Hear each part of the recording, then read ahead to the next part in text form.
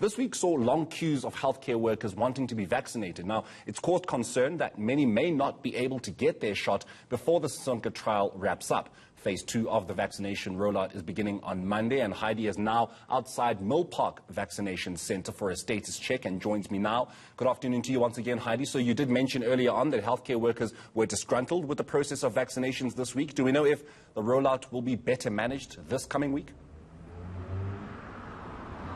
We do hope so, Morena, given the fact that Phase 2 specifically focuses on those that are 60 and above, and government's target is to inoculate 5.5 million within the age group of 60 and above by June. And if what we saw this week, part of the Sisonke trial, is anything to go by, many people are extremely concerned as to how senior citizens, the elderly, the frail, the vulnerable, and those at risk will be standing in queues that we saw this past week to be getting their vaccines. And let me just give you an interesting figure here.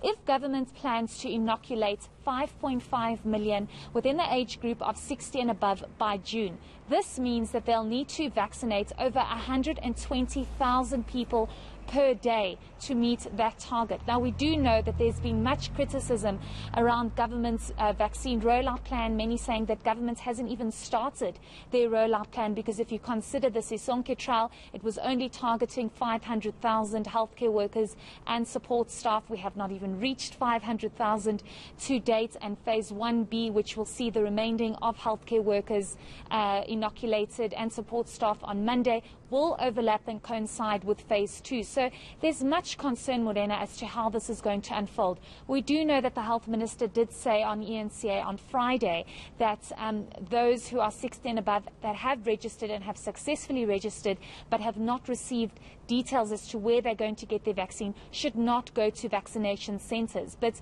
of course, many people are eager to get their jabs, so we hope that that communication has trickled down so that we don't see an influx of people queuing, trying to get their jab at the various vaccination centres identified for those 60 and above. So we really hope that Monday will be better than what we saw over the last couple of days, with Sisonke coming to an end today at 5 p.m. Heidi, eNCA, as you did mention earlier, does have footage of people skipping the lines, non-healthcare workers getting the jab. Have we heard anything from the department about this? So we tried to reach out to the department on Tuesday already when we were at Charlotte's Vaccination Centre here in Johannesburg, where we actually saw and were told verbally that people had rocked up to the vaccination centre and they were unable to turn them away because there were just so many people, and they were able to vaccinate them. But we understand that the Department of Health, including those leading the Sisonke trial, said that the definition of healthcare workers and support staff, that definition has been extended and broadened for those that are part of NGOs or anyone that can put a case forward to say they are some way in the health facility or in the health care sector, and this is why they are vulnerable and at risk and should be part of the Sisonke trial to get their jab. But what's interesting, we are currently at Millpark Hospital, where the queues here were extremely long.